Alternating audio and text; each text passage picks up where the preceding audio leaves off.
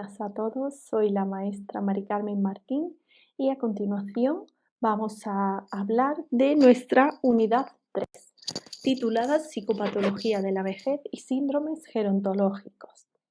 El índice que tenemos para esta unidad es el siguiente y vamos a empezar por el primer tema, trastornos cognitivos y demencia. Con el incremento de la esperanza de vida en los últimos años, pues es verdad que han aumentado la incidencia y prevalencia de enfermedades que aparecen en edades avanzadas. Y esto se une con la revolución demográfica del mundo occidental, con un crecimiento explosivo de la población mayor, y hace que esto pueda ser una epidemia en la primera mitad del siglo XXI. Entonces es muy importante investigar las enfermedades que pueden causar alguna incapacidad física y asociarse con el deterioro intelectual.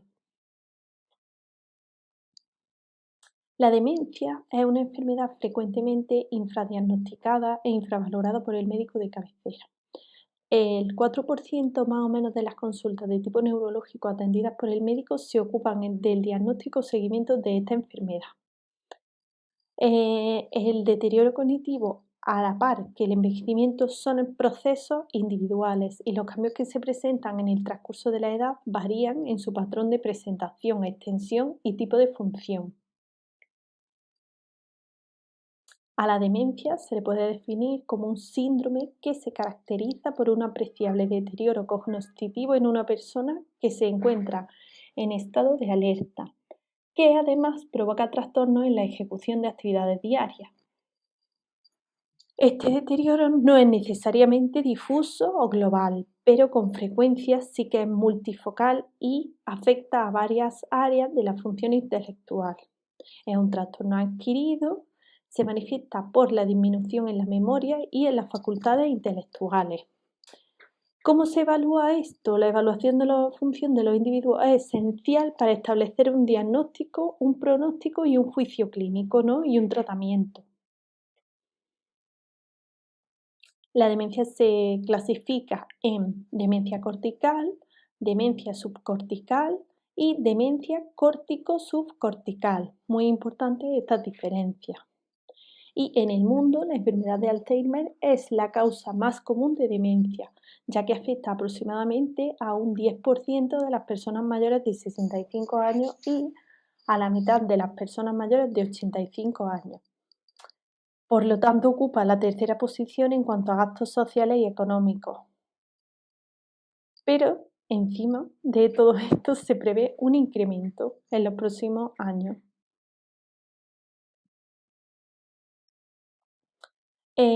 ¿Qué se suele hacer para evaluar este trastorno? Pues el examen mínimo de las funciones mentales de Folstein, que lo conoceréis como el Mini Mental State, es la escala que más se utiliza en estudios epidemiológicos para evaluar el deterioro cognitivo y demencia en población de habla hispana.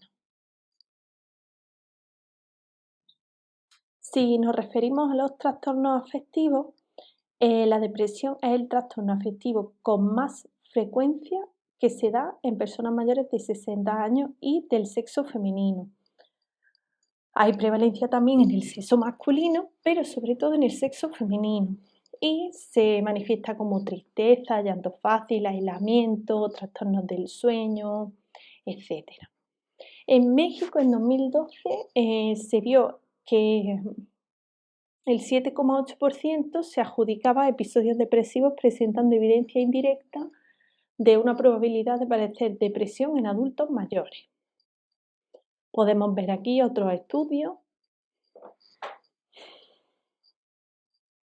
El médico familiar considera como causa de depresión las quejas de la vida rutinaria, la incapacidad para hacer frente al estrés familiar, el aislamiento, todos los cambios que vienen asociados a la vejez, etc. Los efectos del envejecimiento sobre la salud mental también se pueden relacionar con los factores socioambientales, donde se incluye el entorno asistencial. También es verdad que la depresión es uno de los factores de riesgo más comunes para el suicidio.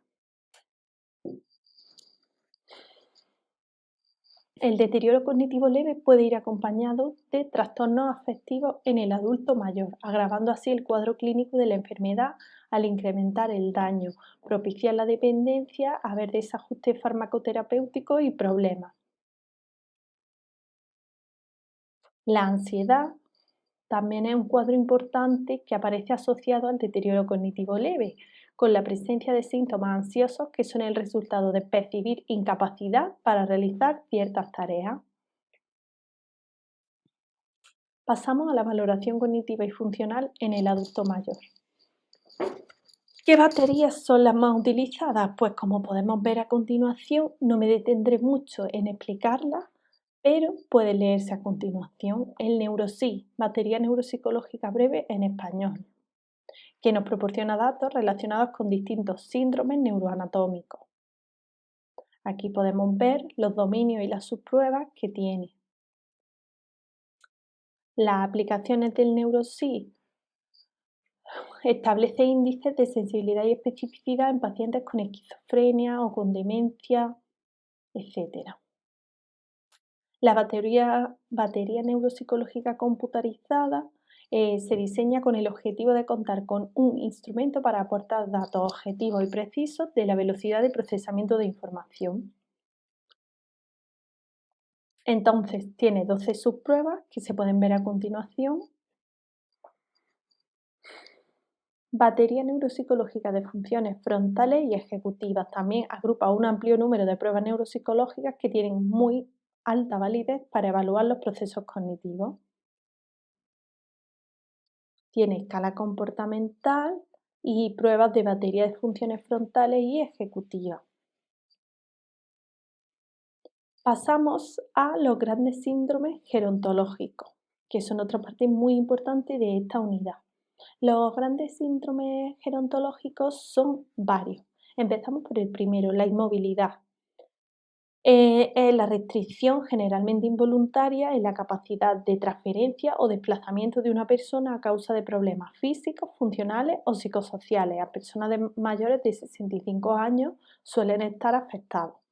Las consecuencias, pues las podemos ver en este cuadro: la debilidad muscular, osteoporosis, deshidratación, depresión, trombosis, etc. La inestabilidad y caída es otro de los grandes síndromes gerontológicos, ¿no? Es cuando una persona se cae al suelo de repente, de forma involuntaria, puede perder la conciencia o no. Pero esto es muy normal en personas mayores de 75 años, incluso causas de mortalidad. Y los factores de riesgo más importantes para esto son la debilidad muscular, las alteraciones en la marcha, en el equilibrio, etc. ¿Qué se puede hacer para la prevención de caídas? Pues como podemos ver, aquí hay algunos consejos que son como usar calzado adecuado, revisar la visión, etc.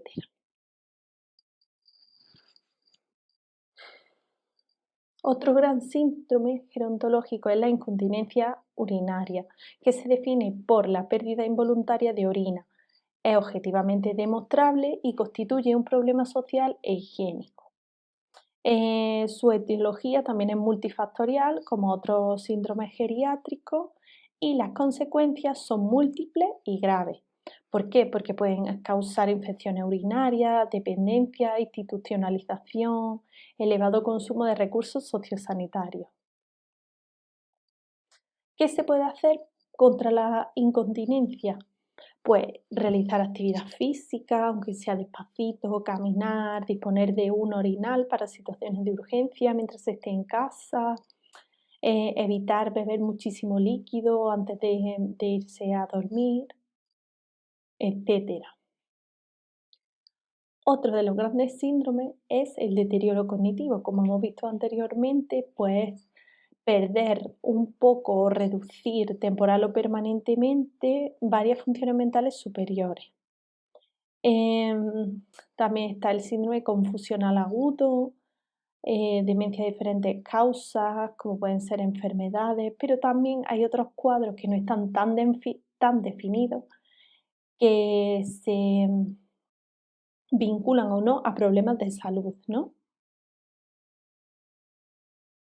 Vale. Y por último, en esta unidad pasamos a los trastornos psiquiátricos y neurológicos. ¿Cuáles son los trastornos psiquiátricos más comunes en la vejez? Pues son ansiedad, insomnio, depresión, confusión aguda y pérdida de memoria. Neurológicos, empezamos por los trastornos neurológicos, las demencias, ¿no? Pues se pueden clasificar según la edad de aparición, como pueden ser seniles y preseniles, depende de cuándo aparezcan. También pueden ser reversibles e irreversibles. También se pueden clasificar en primarias, como sería el Alzheimer, o secundarias, que sería cuando están asociadas a enfermedades orgánicas. Y por último, quería decir que dentro de la vejez, ¿no? De estos trastornos nos centramos mucho en la depresión, la pérdida de memoria, la confusión, el insomnio, porque son los que más se ven y los que más nos vamos a encontrar en consulta. Es con los problemas que podemos encontrarnos más posiblemente en esta edad y es importante que sepamos un poco lo que nos podemos encontrar y de dónde viene. Y bueno, pues sin más, darles las gracias por su atención y quedo a la orden para lo que necesiten. Un saludo.